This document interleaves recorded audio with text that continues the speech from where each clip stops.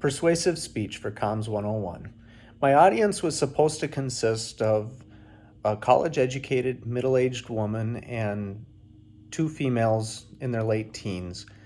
However, the two teens had better things to do on a Friday night, so I'm down to an audience of one.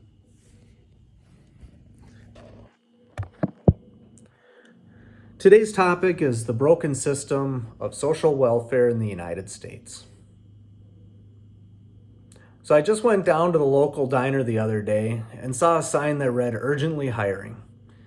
Now that may not seem odd, but directly below it was a sign for reduced business hours due to lack of staffing.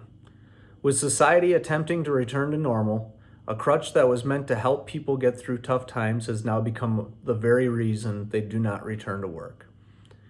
Social welfare was originally developed in the United States to help those in need, but many of the programs have evolved to become a way of life.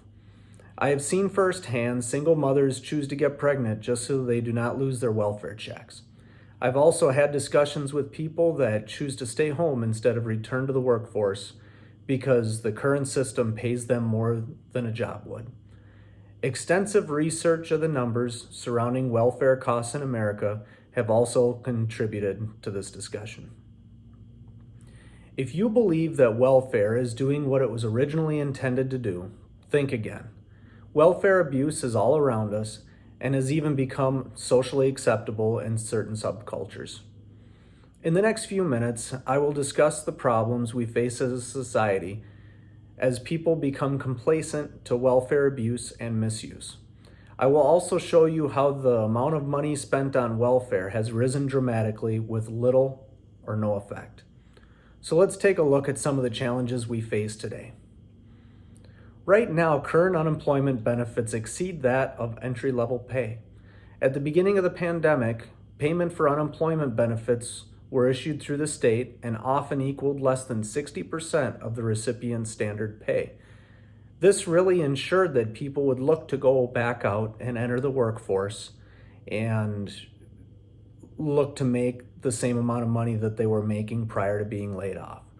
With the addition of a $300 per week payment from the federal government, many workers who were making less than $20 an hour saw their weekly unemployment benefits exceed that of the standard wage at 40 hours per week. Other programs coupled with this have given society a major setback. The continuation of rent protection has stalled the flow of money from renter to landlord to bank, challenging both rental owners and financial institutions. Some landlords have been forced to sell rental properties they previously relied on as income. Landlords are still challenged with keeping their rentals livable while not receiving any rent payments.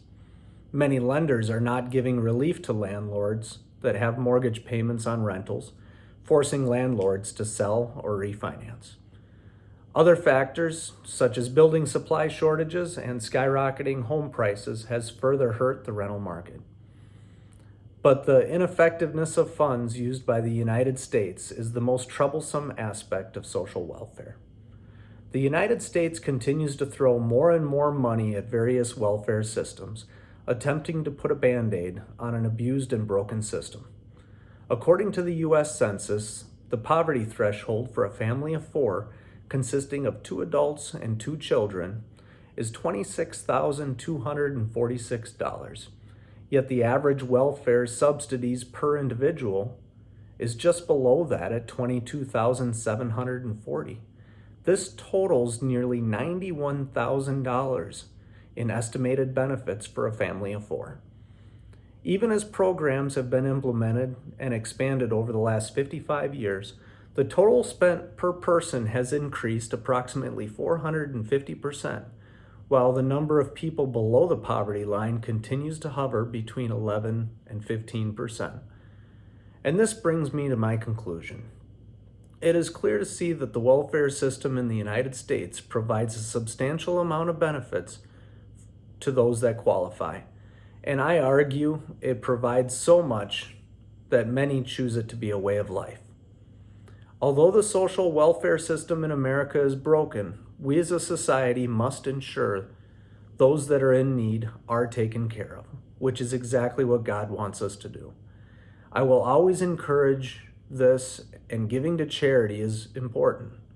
But I urge you, next time you look to donate, ask yourself if the charity you're giving to is doing God's work with your gift, lifting up those in need, or are they simply contributing to the already broken system?